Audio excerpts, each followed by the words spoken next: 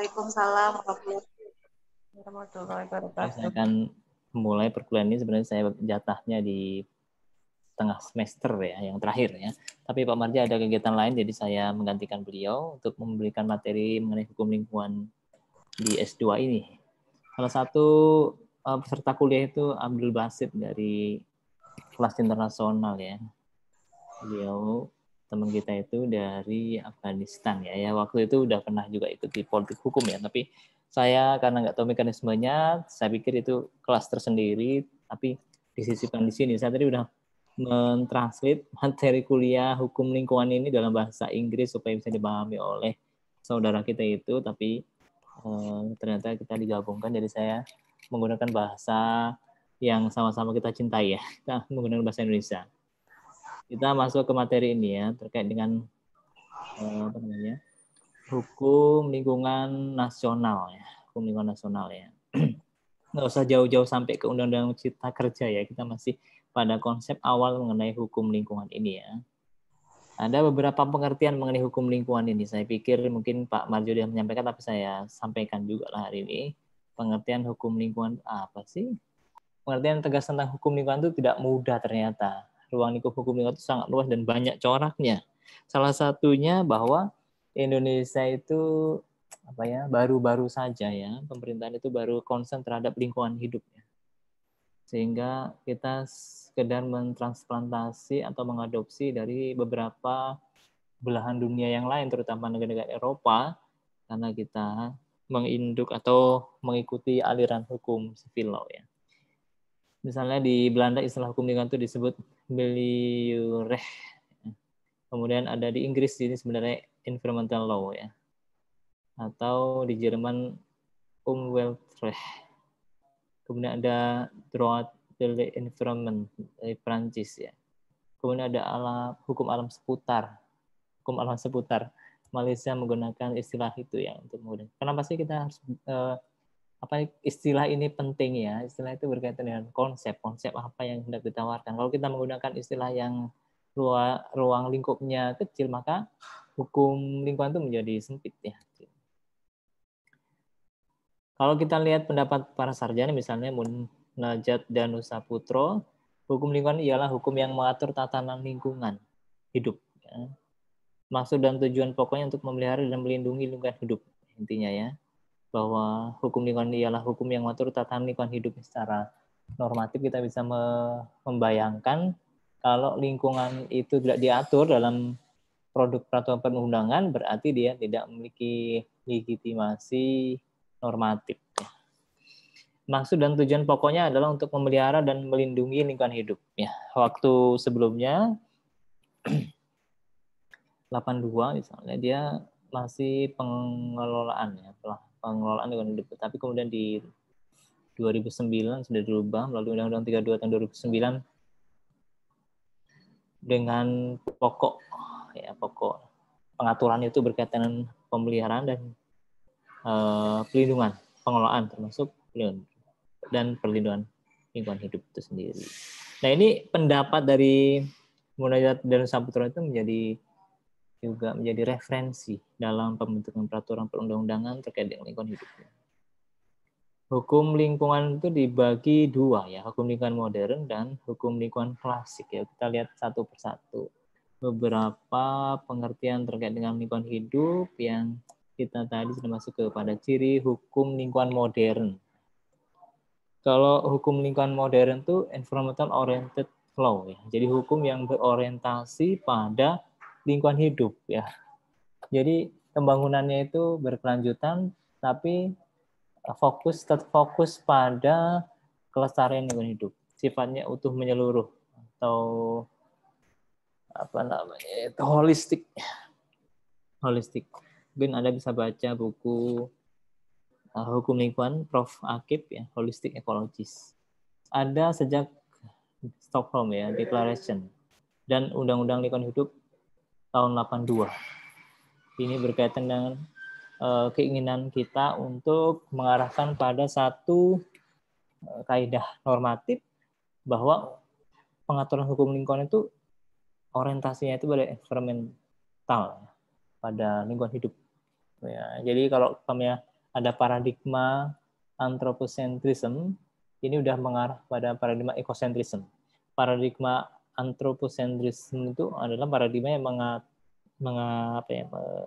mengarahkan pembangunan, segala bentuk pembangunan itu orientasinya itu pada manusia, ya. Tapi kemudian berubah paradigmanya, bergeser ke ekosentrisme, ya. Jadi pada pelestarian ekologi lingkungan hidup itu sendiri. Sementara hukum lingkungan klasik itu use oriented law, ya, hukum yang diorientasikan pada manfaat sebesar-besar untuk manusia, ya, manusia, ya. Jadi manusia itu masih diorientasi anthropocentrism, saya bilang gitu. Kalau environmental oriented law itu kaitannya dengan yang tadi paradigma ekosentris. Sifatnya sektoral atau kaku, ya, masih dibagi-bagi dalam. Padahal sekarang sudah mulai, ya. Saya nggak nyinggung dulu cipta kerja. Tujuannya adalah penggunaan dan eksploitasi sumber daya lingkungan semaksimal mungkin dan waktu yang singkat, ya gitu.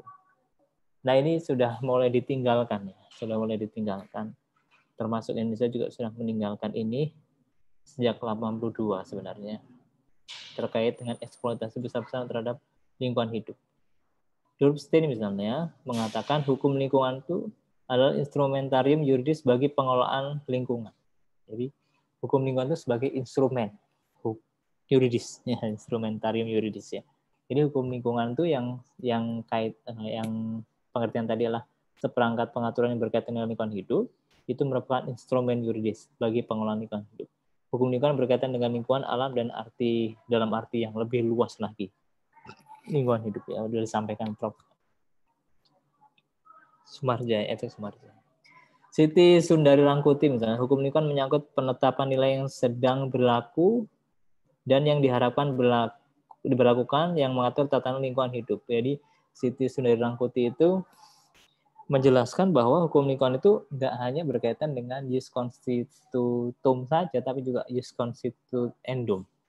Itu hukum yang sedang berlaku dan hukum yang akan berlaku di masa yang akan datang. Karena lingkungan itu misalnya, ya, untuk sebagai contoh bahwa ketika kita kan bahayangan kita itu lingkungan itu berkaitan dengan pohon-pohonan, ya, hutan segala macam, ya. Padahal nggak sesempit itu, ya, lingkungan gitu, ya. Bahwa lingkungan itu dipikir kita kalau kita menanam pohon, ya. Menanam pohon itu kan nggak cuma hari ini saja, tapi untuk lebih dapat dimanfaatkan oleh anak cucu kita, ya, ke depannya. Nah, ini yang saya bilang itu begitu luas cakupan ruang lingkup hukum lingkungan itu, ya. Hukum lingkungan ruang lingkupnya itu kalau yang bagian terbesarnya itu di bagian hukum administrasi, ya. Ya, tapi di lainnya aspek-aspek hukum lingkungan itu luas sekali, ya. Ada aspek hukum perdatanya, ya. Ada tanggung gugat, ya. Ada hukum pidana, ada responsibility of criminal justice berkaitan dengan hukum pidana. Kemudian ada hukum pajaknya, ada hukum internasionalnya. Ini kaitannya dengan ruang lingkup hukum lingkungan yang begitu luas. Sepanjang bina hukum tersebut memuat ketentuan yang berkaitan dengan lingkungan, maka itu juga kaitannya dengan ruang lingkup hukum lingkungan. Gitu, ya. Jadi hukum lingkungan itu kalau dibilang itu dia luas sekali, pertama. Yang kedua, dia itu mencakup berbagai aspek hukum yang lain juga. Ya, gitu. Kemudian yang ketiga bahwa hukum lingkungan itu merupakan seperangkat aturan yang sifatnya itu sebenarnya sektoral, ya, di bagian lingkungan yang mengatur mengenai lingkungan, sehingga dia kadang dibilang sebagai hukum yang khusus gitu, yang khusus berkaitan dengan itu. Termasuk pidananya itu pidana khusus di bidang itu.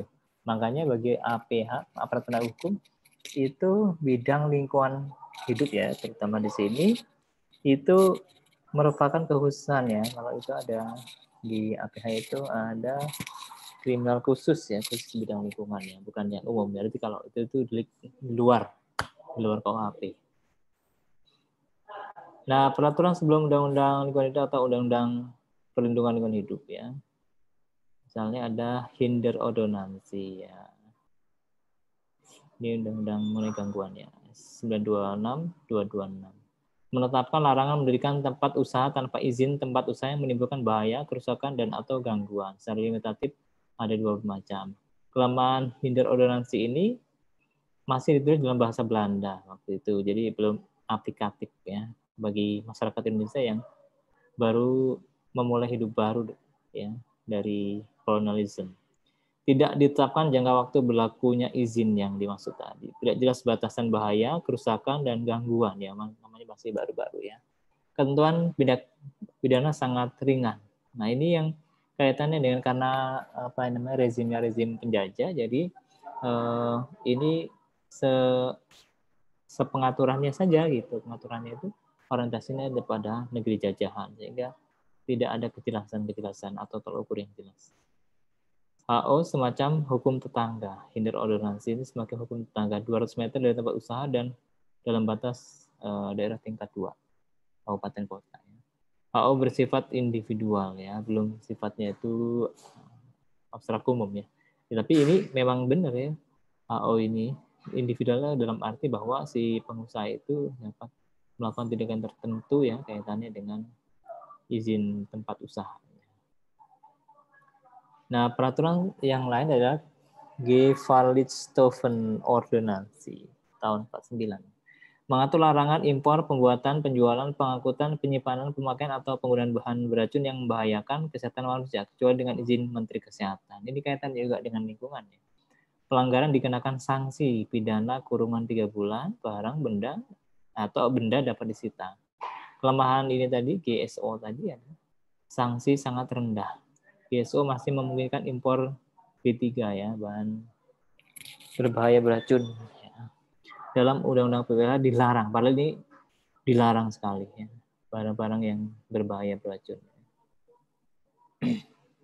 Kemudian ada peraturan terkait dengan B3 selain GSO itu ada PP 773 terkait dengan pengawasan peredaran, penyimpanan, dan penggunaan pestisida. Ada izin pemakaian zat radioaktif dan sumber radiasi lainnya. Di 75 melalui PP 13 pengangkutan zat radioaktif. Kemudian ada PP 8599 tentang pengolahan limbah B3. Izin yang berkaitan dengan pengolahan B3 itu kita bisa lihat ya, izin itu kan sebagai instrumen atau apa ya namanya itu instrumen hukum penutup ya sebenarnya dari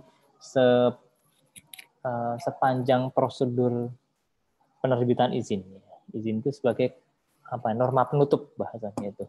Penutup ya. Izin itu sifatnya konkret individual final ya, karena dia sifatnya adalah penetapan atau basicing, bukan yang regling ya atau pengaturan. Izin penggunaan B3 misalnya, kemudian izin pestisida, pemakaian zat radioaktif, ada izin pengetahuan limbah B3, ada izin dan seterusnya. Ternyata dalam konteks larangan tadi atau berkaitan dengan lingkungan secara umum, izin itu menjadi instrumen penting tindakan hukum pemerintah yang bersegi satu ya, terutama. Dan dia itu dimulai dari adanya permohonan.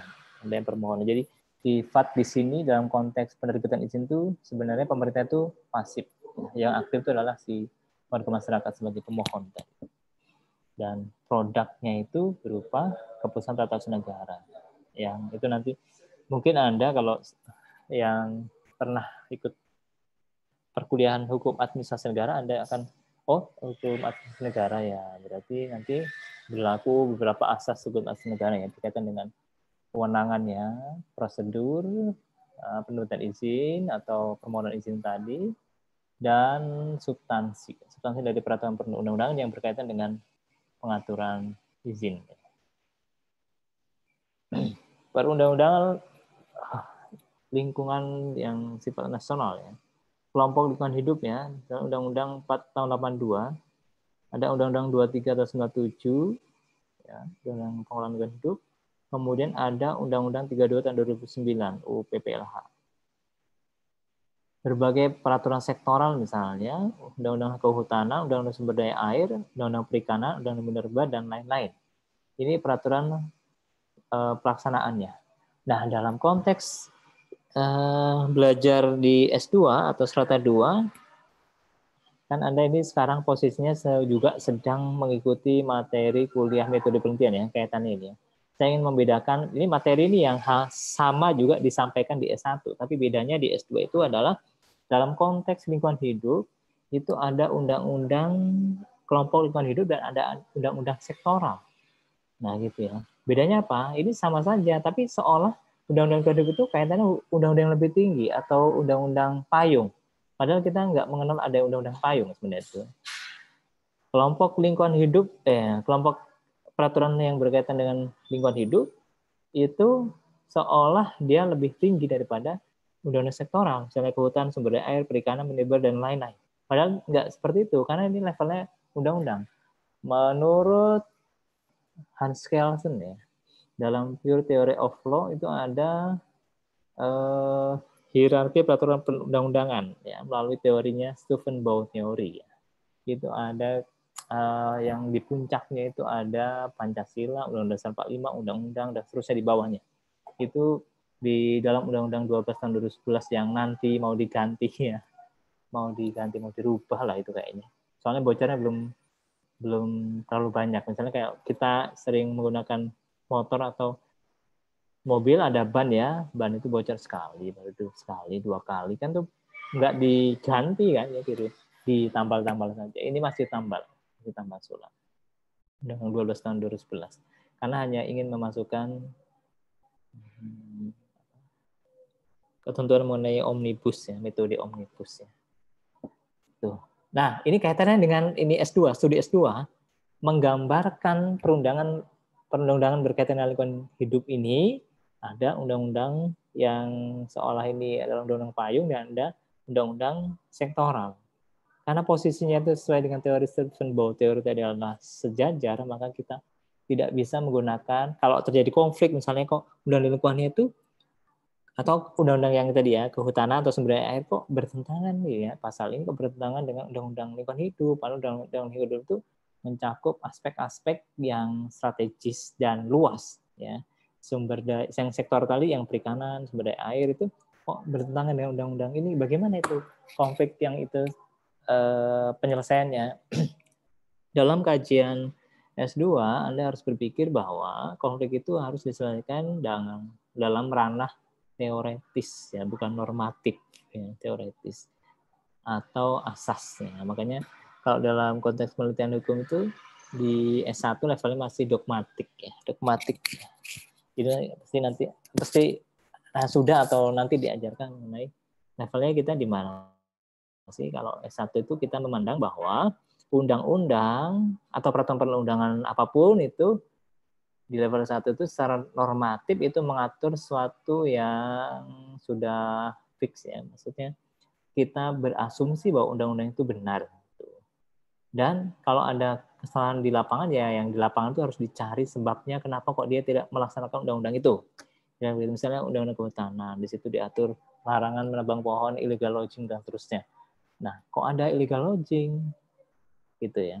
Berarti pandangan orang di level S1 itu berpikir bahwa orang itu salah. Kenapa dia nggak mematuhi undang-undang yang sudah fix tadi?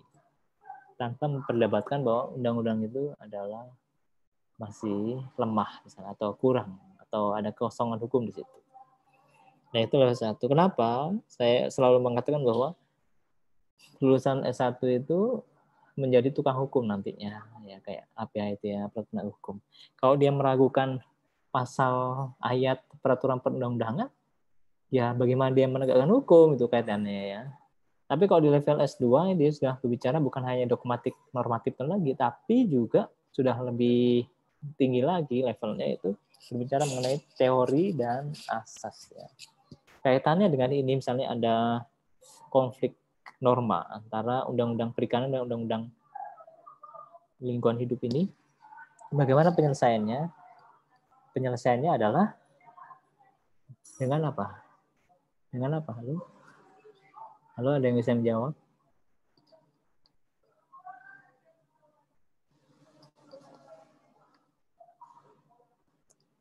Halo, ini ada Rodatul Nasih ini nih. Ada siapa? Ahmad Musa. Siapa Ahmad? Bagaimana kalau terjadi konflik atau ketidaksesuaian antara undang-undang sektoral itu dengan undang-undang lingkungan hidup misalnya? Gimana caranya itu menyelesaikannya? Oh, ini kok ada misalnya di undang-undang sumber daya air. Di undang sumber daya air itu kok masih memperbolehkan untuk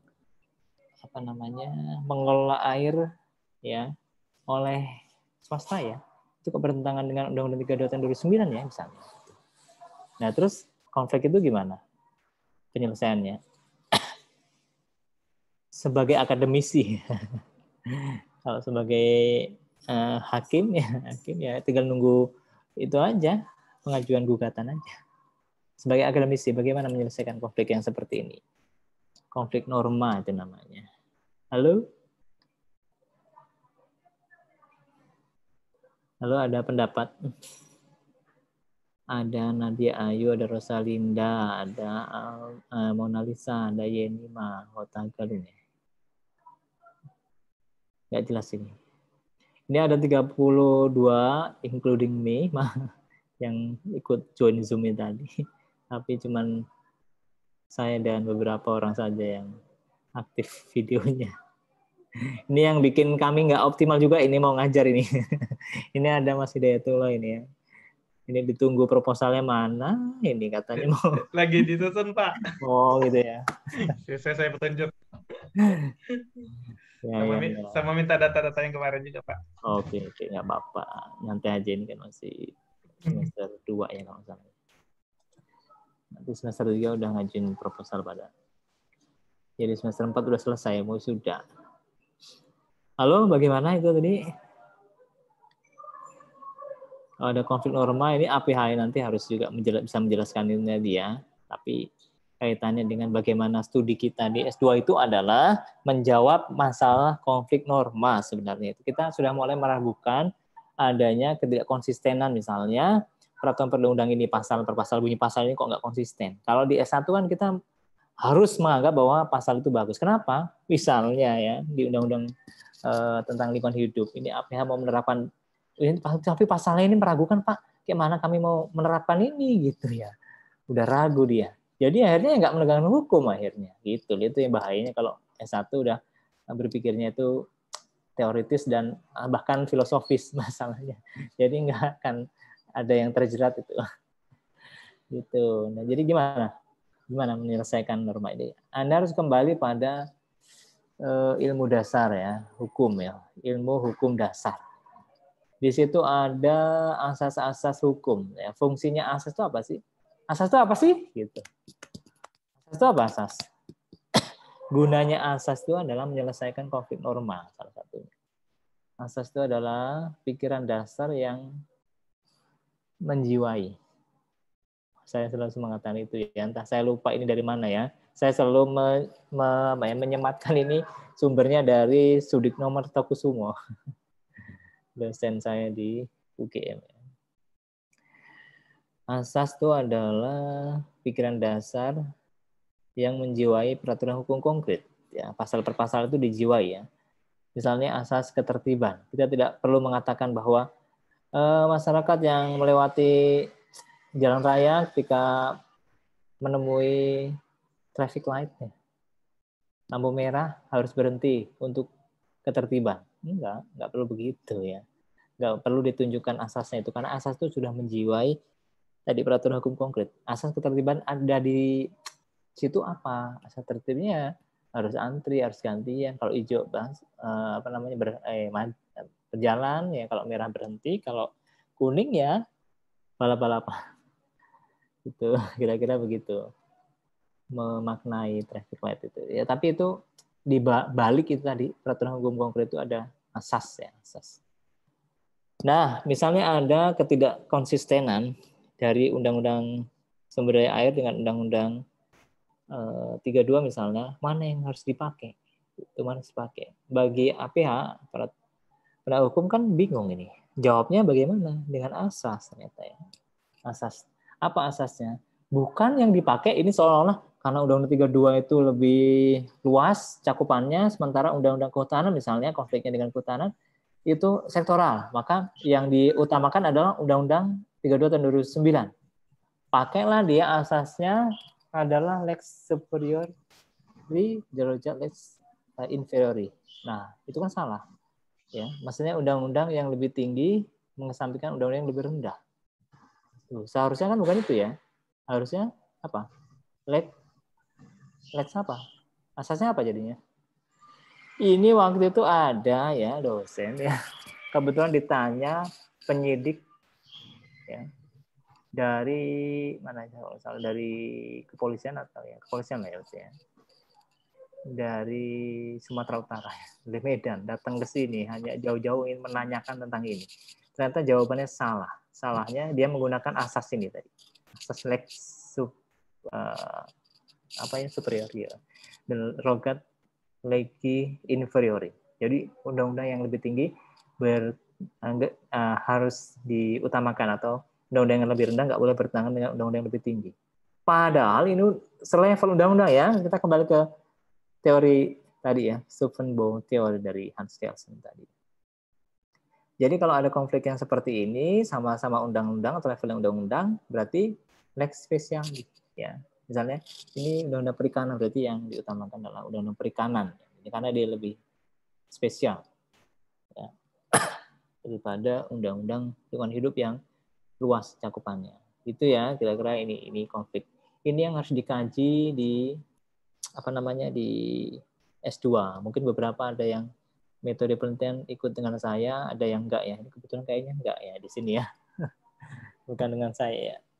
Intinya gini, kalau penelitian S2 itu dia harus mengkaji teori asas itu dengan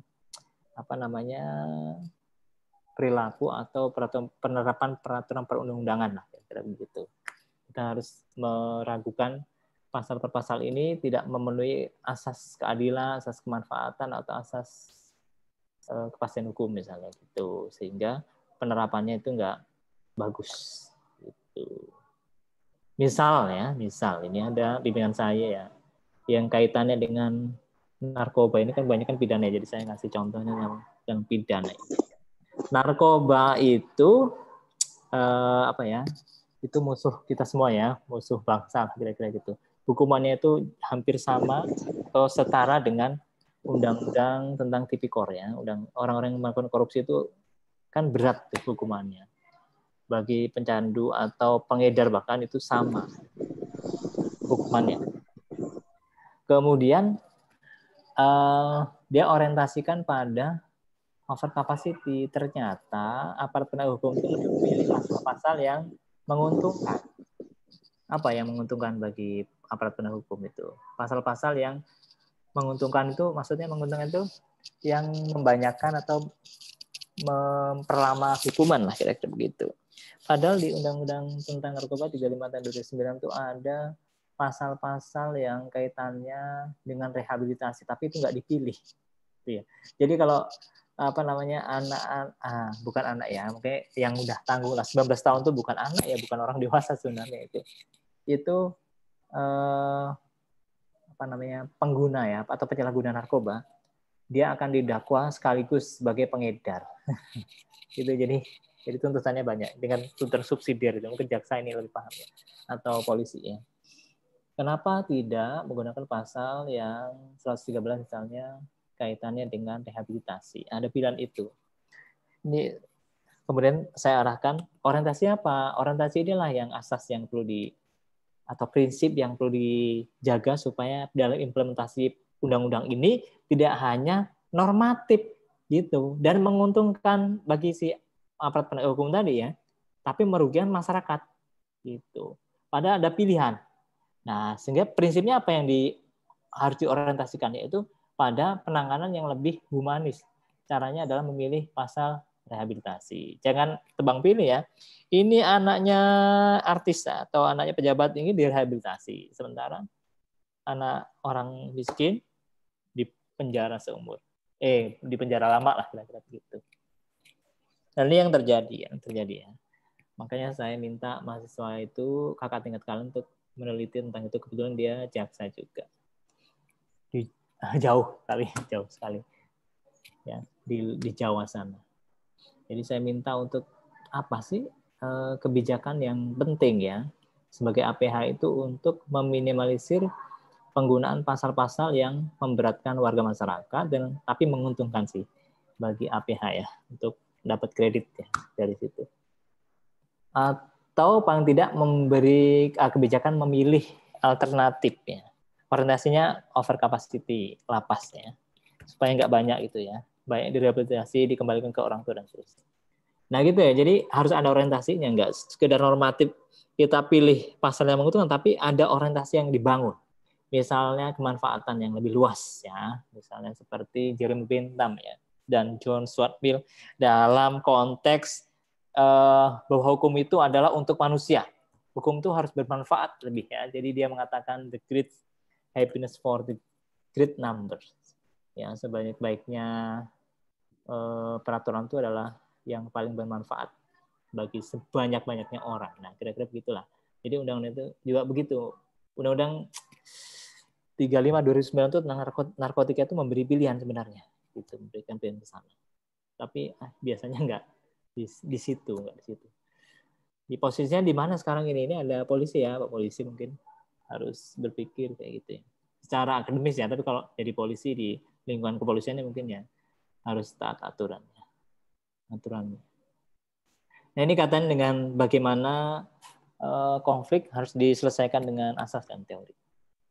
Perundang-undangan lingkungan nasional ya, latar belakang undang-undang lingkungan hidup tahun 82 itu peraturan sebelumnya belum mengatur lingkungan secara komprehensif yang seperti hinder ordonansi tadi ya, izin gangguan tadi ya. Bersifat sektoral dan ketinggalan zaman. Karena masih orientasinya pada kolonisme ya, penjajahan. Jadi perspektif atau paradigma itu menjajah. Kemudian Undang-Undang Lingkungan Hidup 82 diganti dengan Undang-Undang 23 tahun 97 UPLH 97 karena ada kelemahan substansi, sanksi administrasinya lemah, mekanisme penyelesaian sengketa belum jelas. Delik lingkungan hidup hanya material saja, bukan formil ya. Kemudian UPLH 97 diganti akhirnya kembali dengan Undang-Undang 32 tahun 2009 sampai sekarang ya, belum diganti lagi. Kecuali kalau undang-undang cipta kerja ya gitu. Saya nggak mau terlalu jauh ya, nanti dibahas sendiri nanti di pertemuan itu masih akan bahas banyak tentang undang-undang cipta kerja yang menganulir beberapa pasal penting dalam undang-undang perlindungan dan perlindungan dan pengelolaan lingkungan hidup ya 2009. Salah satunya tentang penegakan hukum sih, salah satunya itu pasal 93. Kemudian perkembangan HAM lingkungan hidup ini latar belakangnya itu adalah terkait dengan perkembangan HAM lingkungan hidup internasional dan nasional. Misalnya ya, saya ingin mengatakan ada paradigma baru tentang lingkungan hidup itu bukan sekedar objek tapi menjadi subjek atau kuasi subjek hukum. Yang kita kenalkan waktu itu kan subjek hukum itu kan cuman person, lex dan non person ya. Atau naturalist ya. Badan hukum perdata maksudnya dan person ya, tapi kemudian beralih paradigmanya itu bergeser. Ada beberapa negara seperti Portugal ya. Kemudian yang lainnya itu misalnya siapa lagi itu ya? Saya lupa. Itu dia sudah menganggap bahwa lingkungan hidup itu sebagai subjek hukum, bukan hanya sekedar objek hukum. Ya. Saya ingin menggambarkan misalnya kalau ada terjadi kebakaran hutan di Kalimantan, ya, yang disalahkan tuh biasanya kan hutannya kebakar, jadi saya nggak bisa napas nih. Tapi itu udah beralih paradigmanya. Ini seolah yang kebakaran ini berontak. Oh, saya kebakaran tuh gara-gara manusia. Gitu. Bukan manusia mengatakan saya nggak bisa napas nih karena hutannya kebakaran tuh ya. Bukan orientasinya pada perlindungan manusia, tapi juga utamanya perlindungan kepada lingkungan hidup tadi. Dia seolah mempunyai nyawa yang harus dilindungi, yang dia tuh punya perasaan yang harus dijaga. Kira-kira begitu ya. Itu Green Constitution tuh yang seperti itu ya. Misalnya di Portugal tadi. Kemudian penyesuaian dengan otonomi daerah ya. Karena ada kewenangan-kewenangan yang sifatnya itu kedaerahan ya, regional. Afir yang harus dibagi ke daerah sehingga harus karena Undang-Undang 32 2004 ya. Sehingga Undang-Undang 97 itu harus dirubah disesuaikan dengan prinsip atau konsep otonomi daerah ya. Paradigma otonomi daerah. Kan 97 kan belum reformasi ya. 98 reformasi, 99 udah melalui Undang-Undang 22 tahun 99 udah diperkenalkan konsep otonomi daerah tapi sebelum lengkap ya. Baru kemudian Undang-Undang 32 tahun 2004 tentang pemerintahan daerah itu udah mulai lengkap, ada kata otonomi daerah sehingga harus disesuaikan di Undang-Undang 2009. Prinsip pembangunan itu adalah sustainable development, berkelanjutan. Nah, kalau Anda bicara mengenai lingkungan hidup, Anda juga harus mengorientasikan atau memberi goal-nya itu apa. Goal-nya itu misalnya SDGs ya, atau sustainable development, atau ecology development misalnya dan seterusnya. Itu sebagai tolok ukur sejauh mana Anda itu akan meneliti atau mengorientasikan tujuan penelitian saudara tadi. Misalnya pembangunan mall di pusat pendidikan dan kaitannya dengan sustainable development. Nah, itu misalnya. Jadi Anda memperdebatkan antara pendidikan mall yang di pusat pendidikan, misalnya mall Ciplas ya, bukan Ciamplas, Ciplas ya. Mall Bumi Kedaton, MBK, dan mall-mall yang lainnya lah ya, yang berada di pusat pendidikan. Sampai gini loh, RT RW-nya itu Perda RT RW dirubah loh gara-gara itu. Di Perda RT RW itu menyusun ada zona-zona ya, zona-zona. Tapi kemudian karena ada desakan investasi itu kok dirubah RT RW-nya belum. Kan harusnya 5 sampai 10 tahun ya RT RW itu. Tapi kemudian dirubah. Belum sampai 2 tahun udah dirubah lagi karena ini masukan bahwa boleh gitu ya, kebolehan untuk membuat mall di area pendidikan. Itu berarti kan kita harus mengkaji paradokskan atau mempertentangkan ini ya, mempertentangkan antara ini mau lingkungan apa pembangunan sih gitu. Ya gitu. Orientasi kita adalah ya. Jadi satu objek tertentu Anda bisa atau boleh diteliti oleh beberapa orang, tapi perspektifnya berbeda. Misalnya ya, Undang Cipta Kerja orientasinya pada investasi, ya kita akan setuju dengan pemerintah. Tapi kalau Undang-Undang Cipta Kerja perspektifnya adalah lingkungan hidup, kita nggak akan setuju dengan pemerintah. Itulah bedanya perspektifnya. Atau Undang-Undang Cipta Kerja dengan otonomi daerah, kita agak nggak setuju. Kenapa? Karena ada kewenangan yang diambil alih. Sebenarnya itu menguntungkan daerah, nggak punya kewenangan lagi. Nggak usah gerak lagi, pasif aja udah. Tapi kan di sisi lain dia juga negatif bagi daerah. Nah itu perspektif yang harus ada di setiap penelitian. Jadi kalau judul penelitian itu kalau cuman pengaruh banjir terhadap kesehatan, itu perspektifnya itu kesehatan. Maksudnya bukan perspektif itu belum pada aspek-aspek yang teoritis atau asas ya, berkaitan dengan asas apa yang akan dibangun atau diorientasikan atau digolkan tuh ya. Asas perlindungan dan pengelolaan lingkungan hidup ya, ada tanggung jawab negara, kelestarian dan keberlanjutan gitu. Keserasian dan keseimbangan. Nah, Anda bisa pilih salah satu yang tanggung jawab negara, kelestarian dan keberlanjutan, keserasian dan keseimbangan misalnya. Keterpaduan misalnya kalau pembangunan mall di area ini dilihat dari aspek keterpaduan, Anda akan mengatakan bahwa nggak masalah gitu. Bahkan merubah RT RW yang ini dianggap nggak konsisten, harusnya sampai 10 itu dirubah sekarang juga nggak masalah. Kenapa? Karena kita orientasinya pada keterpaduan. Terpadu antara fasilitas pendidikan dengan pendidikan itu sendiri. Gitu kan mall-mall itu kan pertama secara ekonomi ya, membangkitkan gairah ekonomi. Yang kedua secara pendidikan fasilitas pendidikan akan bertambah atau mudah diakses, nggak perlu sampai ke karang sana kita nyari buku atau nyari baju. Dari aspek psikologi kalau kita stres kuliah kan kita tinggal ke Ciplas ya nonton apa bioskop gitu. manfaat atau dari aspek manfaat ya, manfaatnya lebih besar mana misalnya kalau sumber daya air misalnya itu dibolehkan swasta untuk mengelolanya dibandingkan dengan pemerintah saja yang mengelolanya, manfaatnya lebih besar yang mana. Nah, kalau dari aspek manfaat, Anda orientasi manfaat, maka Anda akan mencari argumen sekuat-kuatnya ya untuk menjustifikasi atau melegitimasi bahwa kapital atau pemilik modal atau swasta di sini private itu memiliki peran yang lebih dalam mendorong ekonomi di daerah sehingga harusnya dibolehkan. Itu dari aspek manfaat. Misalnya Anda kaitannya dengan asas kehati-hatian. Ya, misalnya penetapan tersangka. Ya, ini yang pidana ya. Penetapan tersangka tindak pidana korupsi dikaitkan dengan asas kehati-hatian. Nah, itu kan kita orientasikan bahwa penyadapan itu merupakan satu instrumen hati-hatian. Tuh, kalau nggak ada proses penyadapan nanti nggak hati-hati, orang menetapkan tersangka siapa saja nggak ada bukti. Nah, gitu kira-kira. Atau aspek keadilan misalnya. Juga seperti itu mudah ya. Aspek ekoregion misalnya, kaitannya dengan keberlanjutan ekologi misalnya.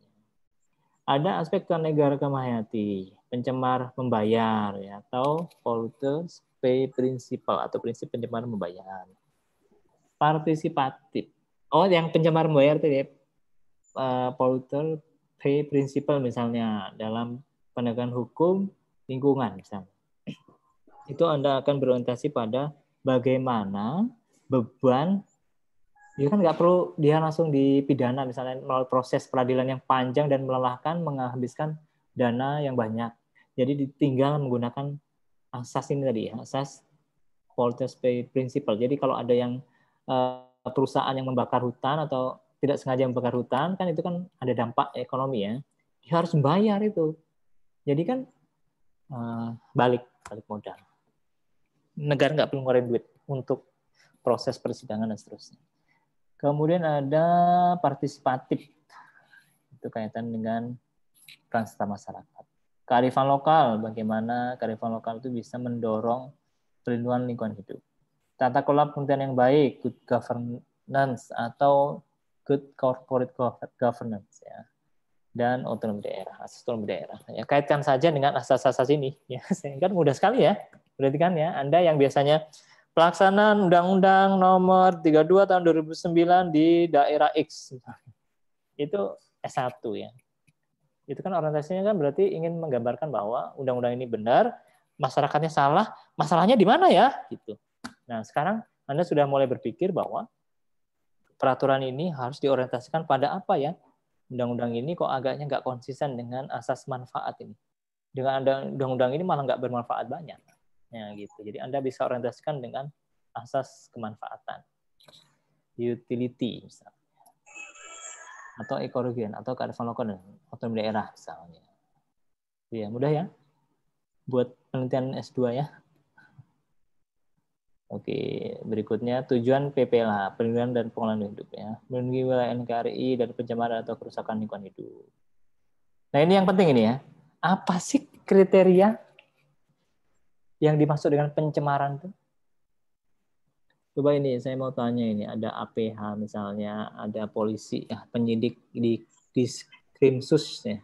Direktorat Kriminal Khusus misalnya kalau ada pencemaran lingkungan itu apa sih tolak ukur untuk menentukan bahwa perusahaan X, rumah sakit X atau orang telah melakukan pencemaran? Halo, Rizky, halo. Make a noise, silent. Oke. Ayo, halo yang lain coba. Apa sih kriteria untuk menentukan seseorang atau badan hukum perdata, perusahaan atau rumah sakit misalnya yang telah melakukan pencemaran? Lalu apa? Kira-kira apa? Menurut Undang-Undang Lingkungan Hidup. Adanya laporan dari lingkungan, Pak. Laporan dari lingkungan. Lingkungannya melaporkan ya. Aduh saya ini tolong woi saya. Kan biasanya ada protes dari lingkungan dulu. Biasanya Lingkungan mana? Maksudnya lingkungan masyarakat masyarakat. Oh, masyarakat maksudnya. Kalau lingkungan tuh, tapi lingkungan hidup, sungai, protes. Oh, saya protes. Langsung meluap ya gitu. Caranya meluap atau membanjiri orang. Nah, itu protes, bentuk protesnya. Apa kriterianya? Laporan ya, tadi bahasanya itu laporan masyarakat. Apakah kemudian begitu? Ternyata enggak loh. Dulu ada mereka si penyidik polisi berdasarkan laporan masyarakat ada pencemaran yang luar biasa di daerah X karena perusahaan ini membuang kotoran di. Kemudian diuji klinis ke MIPA itu ya, bagian pemeriksaan ya forensik ya sih. Bagi pemeriksaan kimia lah kira-kira mengandung zat kimia atau enggak. Dia bawa sampelnya si polisi itu penyidik itu ke sana. Kata kawan saya yang di MIPA itu nggak bisa diterima. Kenapa? Nggak objektif. Bisa jadi penyidik itu berkompromi dengan si pelapor tadi. Ini sampelnya itu ngambil di mana gitu, bukan di situ. Kalau mau secara objektif ya kami yang mengambil sampelnya gitu. Jadi ini nggak bisa Pak? Ya nggak bisa. Ini dari kamu kok. Dari kami harusnya yang mengambil sampelnya di sungai itu udah tercemar. Oke, yang pertama laporan masyarakat. Jadi laporan masyarakat juga nggak perlu dipercaya sebegitunya ya, karena bisa nggak objektif. Dia hanya ingin mungkin dia juga punya perusahaan yang sama dan dia ingin menjatuhkan si perusahaan itu. Yang lainnya apa? Apa namanya kriteria pencemaran atau kerusakan? Perubahan lingkungan, Pak. Perubahan lingkungan. Terjadi perubahan signifikan, Pak. Perubahan signifikan. Gimana cara ngukurnya gitu loh maksudnya. Dari laporan masyarakat. Dari ini Pak, tanah Pak. Contoh dari tanah Pak ada. Itu terus contohnya di masyarakat datang ke misalnya saya penelitinya misalnya yang punya ininya alatnya untuk mengukurnya itu. Ini tercemar, ini nggak tercemar gitu. Nggak bisa begitu. Itu salah satu saja. Yang lainnya apa yang lainnya? Misalnya ya, saya diminta untuk menjadi saksi ahli, diminta keterangan ahli ya di satu daerah tertentu lah ya oleh penyidik polisi. Saya ditelepon begini bla bla bla bla bla bla. Saya tanya begini. Ternyata nggak cukup membuktikan bahwa itu. Kenapa? Karena laporan dari masyarakat. Saya bilang itu bisa jadi itu masyarakat yang mana dulu gitu. 1-2 orang saja yang mungkin dia nggak suka sama direktur perusahaan atau rumah sakit X, saya bilang gitu. Buktinya harus valid kalau terjadi pencemaran. Dari mana coba? Ini kan udah jelas tuh ya. Melindungi wilayah negara dari pencemaran atau kerusakan lingkungan hidup. Ukurannya apa sih? Di Undang-Undang Lingkungan Hidup itu juga nggak jelas ukurannya apa sih kerusakan dan pencemaran lingkungan hidup itu apa sih ukurannya, kriteria? Halo? Ada yang bisa menjawab? Sampai profesor lingkungan hidup ya di Erlangga ya waktu itu kebingungan sendiri dia apa ya ukurannya itu untuk menentukan ini kerusakan atau pencemaran ya gitu. Halo apa? Anda ini udah masuk materi kuliah hukum lingkungan udah sampai sejauh mana ya? Nanti akan dijelaskan ya mengenai saya tadi pakai bahasa Inggris tadi ya. Ada namanya baku mutu lingkungan. Ya, ada baku mutu lingkungan. Ya. Berarti environmental quality standard. Jadi ada baku mutu lingkungan. Jadi pencemaran itu yang dimaksud pencemaran di sini tuh kalau lingkungan itu sudah tidak bisa menampung perubahan yang terjadi. Itulah kira-kira. Baku mutu lingkungan itu adalah standar untuk menentukan bahwa dia itu sudah apa namanya itu tingkat pencemaran itu sudah melebihi ambang batas atau NAB ya. NAB itu nilai ambang batas. Gitu. Jadi Anda harus tahu kriteria BML dengan NAB, nilai ambang batas NAB. Ya, jadi ada kriteria itu, BML dan NAB. Nanti akan dijelaskan lebih lanjut ya. Kira-kira begitu, itu gambaran umumnya ya. Untuk menentukan kriterianya itu adalah ketika BML itu artinya ketika lingkungan itu tidak bisa menerima lagi perubahan. Itulah, itu kriterianya begitu. Misalnya sungai ya. Sungai itu tadi sudah tidak bisa menerima atau mentolerir perubahan yang terjadi. Itu kira-kira. Sampai dia menyebabkan keracunan dan seterusnya gitu. Itu baru masuk kriteria pencemaran atau kerusakan gitu ya. Itu kira-kira nanti akan dijelaskan lebih lanjut nanti. Ini APH ini harus paham betul terkait dengan ini. Bukan hanya berdasar pada laporan masyarakat, tapi ada uji klinis dan uji forensiknya di lab kimia terkait dengan apakah sudah melebihi nilai ambang batas atau belum. Baku mutu lingkungan tadi. Kemudian menjamin keselamatan, kesehatan, dan kehidupan manusia, menjamin kelangsungan kehidupan normatif ya, menjaga kelestarian lingkungan, Anda bisa baca sendiri. Termasuk menjamin pemenuhan dan perlindungan hak atas lingkungan hidup sebagai bagian dari HAM, yaitu HAM. Nanti mungkin Anda bisa orientasikan pada HAM misalnya, lingkungan hidup. Pengendalian pemerhatan SDA secara bijaksana, mewujudkan pembangunan berkelanjutan, ya, dan mengantisipasi isu lingkungan hidup global. Ya, isu lingkungan hidup global. Maksudnya kan kadang-kadang tuh kita itu hanya terpengaruh dari gejolak global. Ya, isu lingkungan hidup itu rumah kaca, efek rumah kaca. Kemudian pemanasan global atau global warming. Bla bla bla. Yuk di Bali yuk konferensinya itu Indonesia terpengaruh akhirnya. Akhirnya apa? Indonesia nanam pohon sebanyak-banyaknya. Orang di luar sana memproduksi macam-macam barang, kita yang manfaatkan ya gitu ya. Nah itu yang nggak adil ya. Kita disebut sebagai Indonesia itu jantungnya dunia. Jadi kamu harus nanam pohon terus ya, Sementara di sana mereka pesta pora dengan teknologinya dan seterusnya, termasuk nuklir ya. Saya tadi sudah membandingkan alutsista Rusia dengan Indonesia. Nuklir di Rusia itu ada 6 ribuan ya, kalau nggak salah ya. Indonesia 0. Bahkan untuk pembangkit listrik tenaga nuklir aja kita nggak membayangkan. Apalagi mau membuat senjata nuklir, bom nuklir. Ya, jadi 0. Kita dibom sekali sudah hancur lah gitu ya. Nah, itu barat itu. Kadang-kadang kita membuat undang-undang juga karena desakan dari barat lah. Gitu. Apa lagi? Ruang lingkup perlindungan dan pengelolaan lingkungan hidup tuh ya, perencanaan, pemanfaatan, pengendalian, pemeliharaan, pengawasan, dan penegak hukum. Jadi Anda bisa mulai mengkaji itu nggak semuanya ya, nggak semua ruang lingkup. Mungkin Anda di aspek perencanaan yang harus melibatkan masyarakat. Misalnya Anda berdasarkan pada putusan Mahkamah Konstitusi nomor 91 tahun 2020 tentang pengujian formil Undang-Undang Cipta Kerja. Di situ ada partisipasi masyarakat yang bermakna. Salah satunya dalam konteks kebijakan tuh dia dilibatkan dalam penentuan kebijakan. Dan penentuan kebijakan di tahapan perencanaan kan ya. Tuh.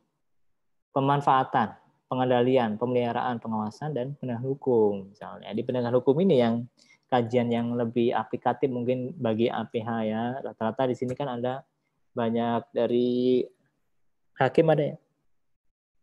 Polisi ada nggak? Atau jaksa ya, yang dia itu secara khusus mengkaji masalah ini. Ini ada Ahmad Nuril, ada Niputu, ada Pinkan. Pinkan masih ikut kuliah ya? Ini Pinkan yang mana ini? Halo? Pinkan yang mana ini? Ini ada Hasanuddin. Hasanuddin yang mana? Coba. Ini kayak mana ya? Kita nggak ketemu secara langsung ya, tapi ini secara virtual aja saya nggak ngelihat wajahnya ini, cuma namanya. Ini kadang fotonya. Kadang fotonya itu menipu ya. Fotonya yang ditayangkan itu lebih cantik atau lebih ganteng dari aslinya. Aslinya nggak segini. Jadi kalau ketemu ini yang mana ini, kamu ini mahasiswa yang mana gitu, tiba-tiba mau bimbingan gitu ya. Nah ini ada Rindi Melinsa ya, Rindi ya. Ada Perdata Sijau ada juga ya. Kayak mana kayak gini ya, mau maksimalnya. Saya tuh sebenarnya jadi alasan saya aja ini males ngajar karena alasannya masanya nggak aktif ini ya. Ya siapa yang butuh ya, silakan aja kalau butuh ya. Ya sampai mana nih? On screen. Oke. Ini ya, ini aspek-aspek yang perlu dikaji satu persatu ya. Oh udah habis ya. Oke, alhamdulillah slide-nya sudah habis dan waktunya saya pikir udah panjang ini. Saya mulai tadi 15.40 sampai 16.41. Jadi sudah 90 menit. 60 menit ya. Cukup ya, silakan kalau ada pertanyaan sampai sejauh ini. Kalau ada pertanyaan saya persilahkan. 1 atau 2 pertanyaan. Halo, ada pertanyaan?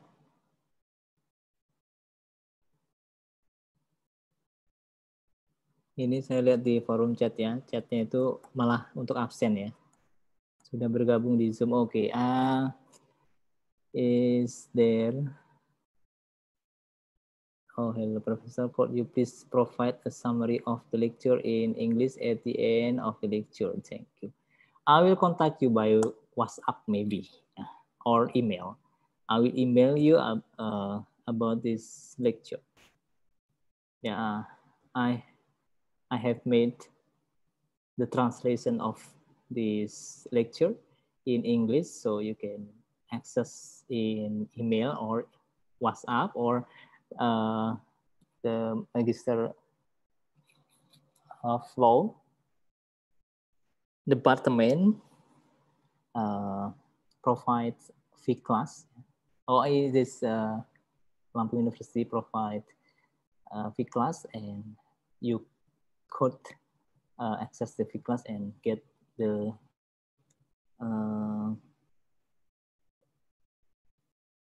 file of this lecture. Abdullah Basit, could you hear me or can you speak? Yeah, I can hear you, Professor. Hello, and how are you? Oh yeah, I'm fine, thank you. How about you? How about you, Abdul Basit? Thank you. I'm fine, thank you. I'm really sorry. Okay. But the signal is very weak, or something else? Yeah. I think the internet connection is not good. So I sometimes miss the connection with you. But I was from the beginning of the lecture, but I couldn't get the points of the lecture because of the language of instruction. If you Okay. could provide this a summary of this lecture in English, if you speak in English for a while, I will get the main points of the lecture. So it's a little bit difficult for me to catch the lecture when I'm hearing you. Yeah. Okay, I will give you some material about our lecture, and maybe via WhatsApp or email I will do that. Okay, I think it is enough for this moment. We can meet in the next meeting, yeah, maybe. But I think Mr. FX Sumarja will continue my material. Thank you very much for your attending in this class.